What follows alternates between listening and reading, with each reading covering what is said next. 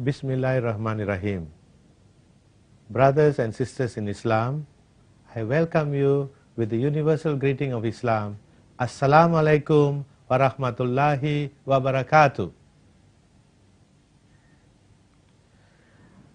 I am Ayub Abdur Rahman from East Malaysia. I am a revert. I used to be known as Reverend Anthony Swami Viagulam, and I used to be in the Roman Catholic Church. As a young boy, I was brought up in the Roman Catholic teachings, and when I was 17 years old, I decided to join an Augustinian monastery because I was given to understand that there are three types of heaven. The first class heaven is reserved for those who are monks who have sacrificed their pleasures of this world and have devoted their lives to the God Almighty. The second class heaven is reserved for women who have also renounced the society and have gone into a religious life. The third class heaven is for married people who still follow the teachings of Christianity, and when they die, they are rewarded heaven for the third class level. Now, I was a very ambitious person, so I decided if I have to go to heaven, I want the best. So I joined an Augustinian monastery, and after my philosophy and theological studies, I went over to Germany. In Germany, I was trained to help people in the medical field. During my contact with the community in Germany, I met many Muslims, many good Muslims who are, you can say, fundamentalists. They follow the fundamentals of Islam. And I felt pity for them, because according to what I had been taught, these good people will never have a chance to go to heaven because they have not been baptized with the water and the Holy Spirit. And unless they are baptized, they will not be able to go to heaven. So I prayed daily. You know, as a monk, we used to pray 6 times a day. So in the last prayer of the day, I especially prayed for these Muslims that God may bring them from darkness into light. So, one day, I told my superiors that when I go back to Malaysia, where Islam is the official religion, more than 50% of the population are Muslims, in order to convert them to Christianity, I have to know something about the background of their religion. So my superiors decided I should do comparative studies on Islam and Christianity, and I was given the privilege to go to Mill Hill in London, and there I continued my studies.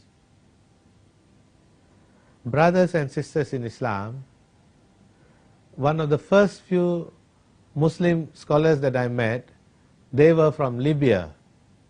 They were from the Islamic Society of Libya, and they gave me many interesting books. Among them was an English translation of the Holy Quran, translated by Marmaduke Pickthall. This Quran I read from cover to cover, and after I had completed reading for the second time, I began to have doubts within myself. I thought that the Holy Bible is the only book of God and everything that is there is gospel truth. But after reading the Holy Quran, I found that most of the prophets whom I knew from the Old Testament, this Holy Quran was giving a different version about their life story. It said all the beautiful things, all the good things that these prophets have done. There was no question of incest, adultery, and all those bad things that I found in the Holy Bible. And I read the story of the Annunciation to the Blessed Virgin Mary, and I compared it with the Quranic version, and I found it was more acceptable to see the version from the Holy Quran. So, I had discussions with fellow Malaysians at the Malaysia Hall who were good Muslims, and with long discussions with them, I decided that Islam is, after all, not so bad. So I wrote to my Superior General from London saying that I have done a thorough study of Islam and Christianity, and I find Islam has got the right answers. So can I opt out of the monastery and become a Muslim? Within few weeks, I received a reply that I should come back to the headquarters and discuss with my superiors. So I returned to Germany, and in front of me there was a tribunal of about 12 senior monks. With them, I discussed. I told them what made me change my mind, and instead of showing some kind of understanding, they were very, very annoyed with me, and they made an ultimatum. Unless I repent, I will be sent into the cells and I will not be able to go back to my own country. They reasoned out with me that they will take a photo of a gravestone with my name inscribed on it, that I have met with a very serious accident and I had to be buried immediately, and that's the end. I will have no contact with my family members in Malaysia. They were quite serious about their threat, and I decided from that time onwards to follow whatever they say to save my skin. And if I have to embrace Islam, if God wills that I should become a Muslim, I will decide it in a Muslim country. So I gave excuses that I have been doing a lot of studies with very little sleep, and then they said I will be sent to a mental hospital in Switzerland. I was sent there for 3 months, and during the 3 months I met many important people, that means writers on Christianity, among whom I met a very famous writer who writes many things about Jesus Christ. And I asked him during one of my conversations, personal conversations with him, does he really believe in what he writes? And he told me, actually I am doing it because I have been asked to do it, and I am promised a good sum of money when these books are published. So I said, you mean to say you do not believe in the divinity of Christ? He said, personally, no. So this was one of the strong reasons for me to leave Christianity and look for the truth in Islam. But anyway, after the 3 months in the mental hospital, I was sent back to Germany, and there I spoke to my superiors that I would like to undergo a medical training so that when I go back to my home country, I can combine my missionary work with social work. So I was sent to Cologne, and at the Caritas Institute I took up a course on medical lab technology. At the end of the training, I was told by my superiors to learn a little bit of Portuguese language because they have decided that I should go to Brazil. You know, under the vows of poverty, chastity, and holy obedience, whatever the superior says, you must follow without any question. Poverty means that for as long as you are in service with them, you do not get any form of compensation, no financial compensation. But everything that you need, the basic needs are given to you. And chastity means for the rest of my life, I will not get married. Now, in those days, the earlier days when I was in the monastery, I thought that is the best thing to go to the first class heaven. But after reading the Quran and seeing the false teachings in the Bible, I decided otherwise. But I had to follow whatever instructions came from the superior. So I went to study Portuguese language. I was very sad. I thought I will never ever be able to go to a Muslim country and embrace Islam.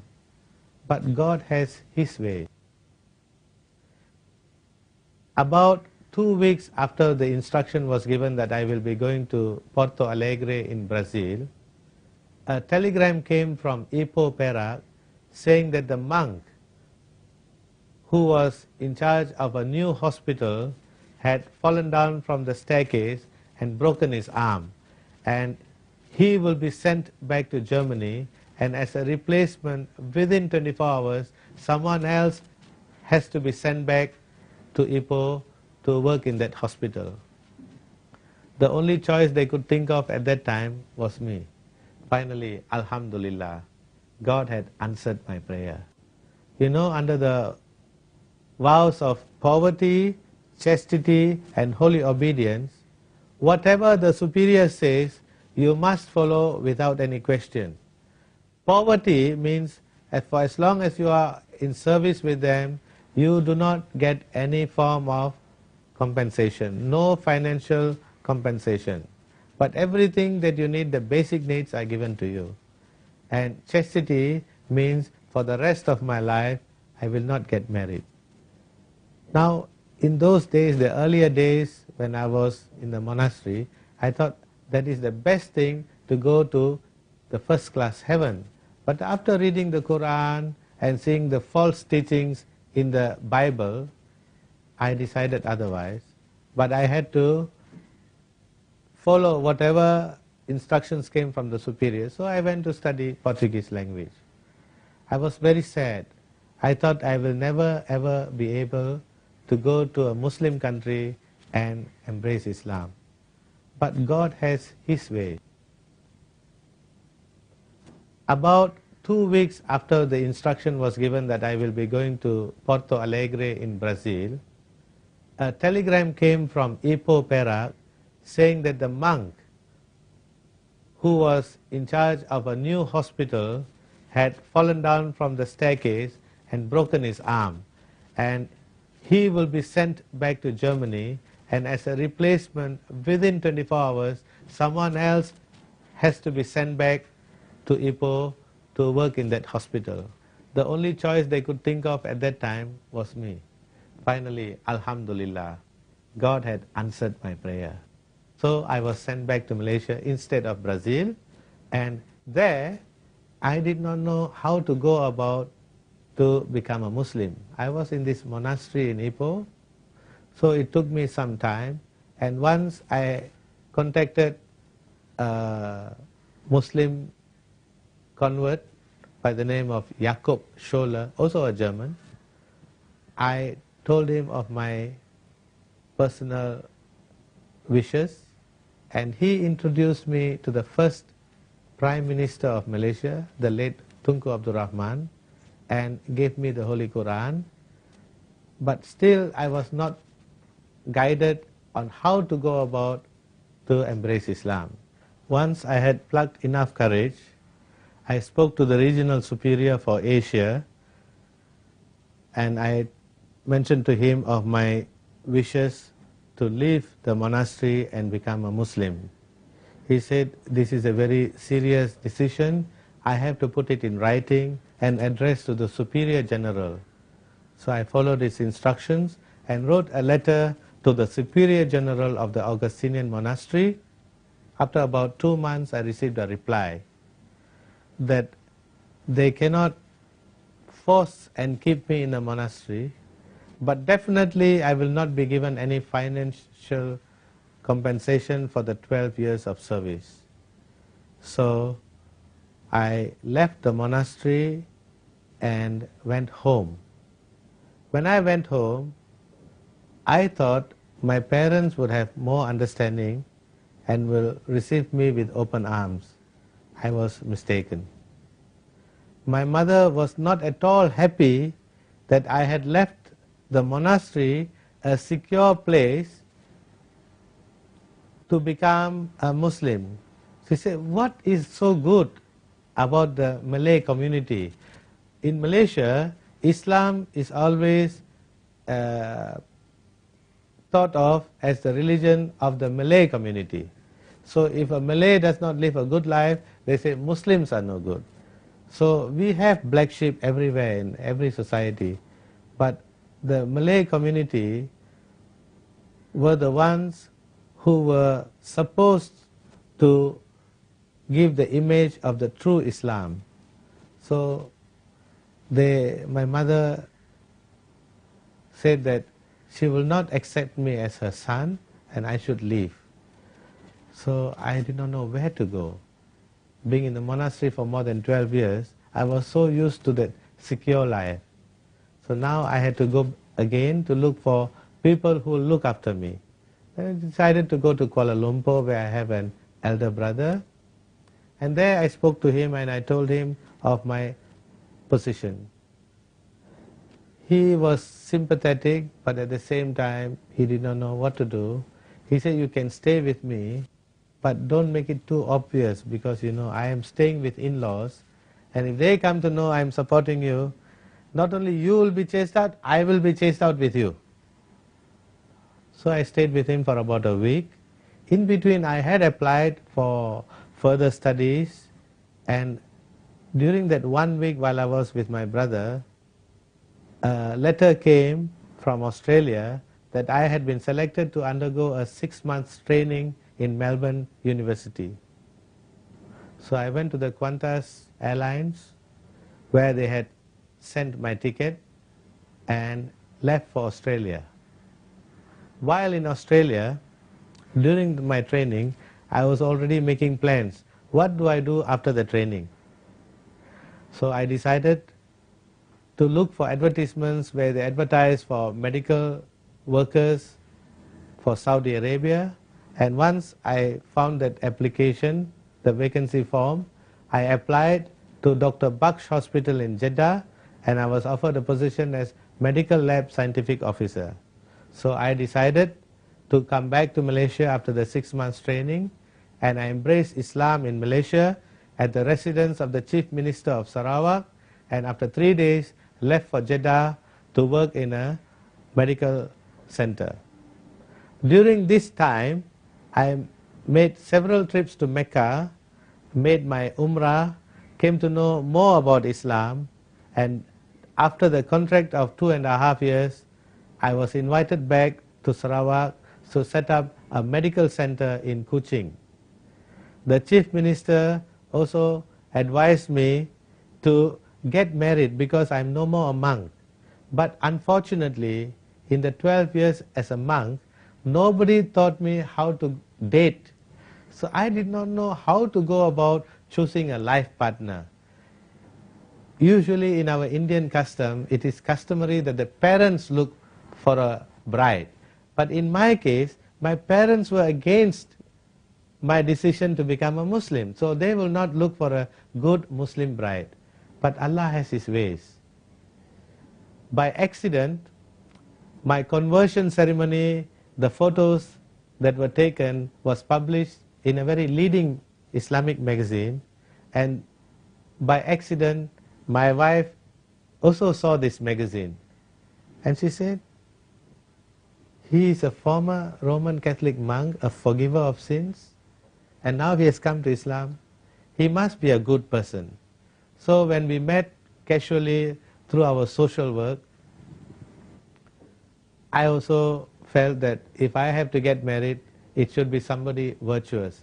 Does not matter if she doesn't have wealth, if she's not very pretty, not the prettiest in the whole country, but she has virtue. So I decided to marry her, went to approach her parents. The parents were anti-Indians. They did not like Indians.